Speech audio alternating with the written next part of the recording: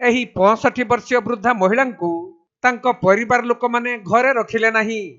ତେଣୁ ଏପରି ଅବସ୍ଥାରେ ସେ କ'ଣ କରିବେ କିଛି ଭାବି ନ ପାରି ପୋଲିସ ଉପରେ ଭରସା କରି ଥାନାରେ ଆସି ପହଞ୍ଚିଥିଲେ।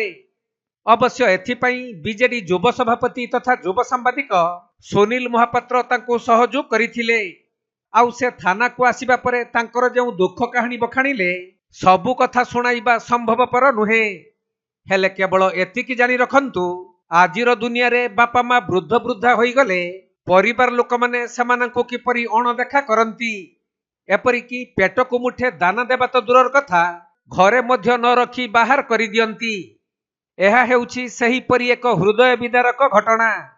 ଏହି 65 ବର୍ଷୀୟ ବୃଦ୍ଧା ଜଣକ ହେଉଛନ୍ତି ମୟୂରଭଞ୍ଜ ଜିଲ୍ଲା ବିଶୋଇ ବ୍ଲକ ଅନ୍ତର୍ଗତ ପନଖି ଗ୍ରାମର ମାୟା ମାଝୀ।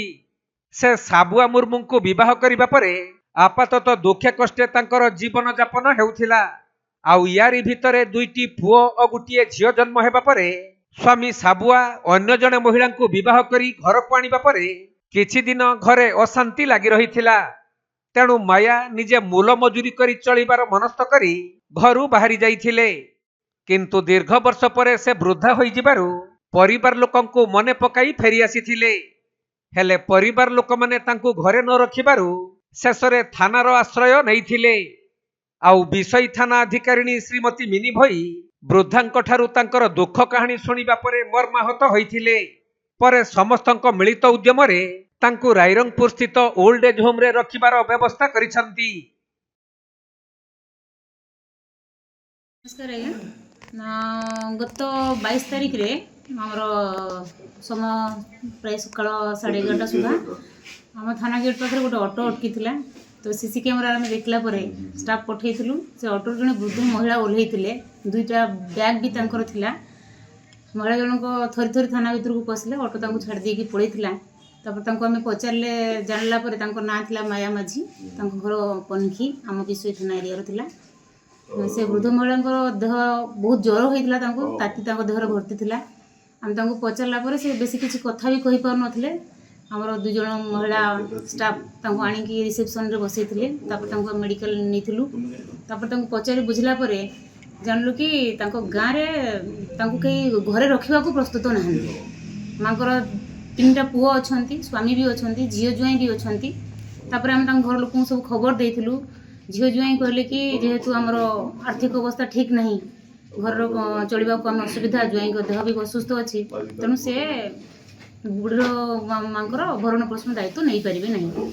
ତାପରେ ତାଙ୍କ ପୁଅମାନଙ୍କ ସହିତ ଯୋଗାଯୋଗ କଲୁ। ତାଙ୍କର ସବୁ ପୁଅମାନେ ବର୍ତ୍ତମାନ ବାହାରେ ରହୁଛନ୍ତି। ଜଣେ ବୋହୂ ଘରେ ଥିଲେ, ସେ ବି ବୁଢ଼ୀ ମାଉସୀକି ନେବା ପାଇଁ ରାଜି ହେଲେନି।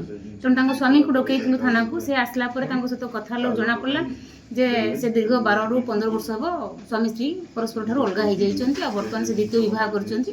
ତାଙ୍କ ସଂସାର ନେଇ ସେ ଠିକ୍ରେ ଅଛନ୍ତି, ତେଣୁ ସେ ଗ୍ରହଣ କରିବେ ନାହିଁ।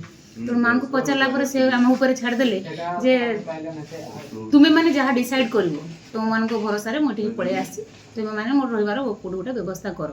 ତେଣୁ ଆମେ କିଛି ଉପାୟ ନ ପାଇ ପ୍ରଥମେ ତାଙ୍କର ଖାଇବା ପିଇବା ବ୍ୟବସ୍ଥା କରି ସୁସ୍ଥ ହେବା ପାଇଁ ଚେଷ୍ଟା କଲୁ। ତାପରେ ତାଙ୍କ ଦେହ ବି ଟିକେ କିଛି ଭଲ ହେଲା ପରେ ସ୍ଥାନୀୟ ଲୋକଙ୍କର ସହଯୋଗ ଥିଲା। ଆମର ଜଣେ ବିଜେଡ଼ିର ସଭାପତି, ଯୁବ ସଭାପତି ଥିଲେ, ତାଙ୍କ ସହିତ ଯୋଗାଯୋଗ କଲୁ। ତାପରେ ଆମେ ଜଣେ ବୃଦ୍ଧାଶ୍ରମ ସହିତ କେମିତି ତାଙ୍କୁ ନେଇ ରକ୍ଷା କରାଇବୁ, କାରଣ ପୂର୍ବରୁ ଜଣେ ମହିଳାଙ୍କୁ ଆମେ ସେଠି ରକ୍ଷା କରିଥିଲୁ। ତେଣୁ ତାଙ୍କର ସହଯୋଗରେ ସେ ମାଆଙ୍କୁ ଆମେ ନେଇକି ରାଇରଙ୍ଗପୁରରେ ଯେଉଁ ବୃଦ୍ଧାଶ୍ରମରେ ନେଇକି ହ୍ୟାଣ୍ଡ ଓଭର୍ କରିଛୁ। ଆଶା କରୁ ସେଠି ସେ ଜଣେ ଭଲରେ, ନିହାତି କମ୍ରେ ଭଲରେ ସେ ଖାଇବେ ଆଉ ଭଲରେ ପିନ୍ଧି ଇଜ୍ଜତର ସହିତ ସେଠି ରହିବେ ବୋଲି ଆଶା କରୁଛୁ।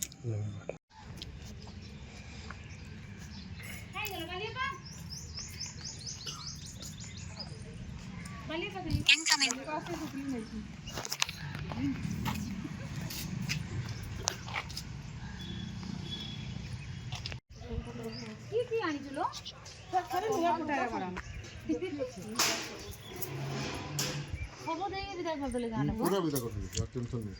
ସବୁ ଖାଲି ଯାହା ହେଇଛି କଥା ଗୋଟେ ଗୁଡ଼ ଆଗେ ଭଲ করে মার মার কি করে নাই ওলো ওলো মুই ধরেছি বাস চলা লো সেটা আসো চলো চলো চলো ধীরে ধীরে চলো বাড়িটা না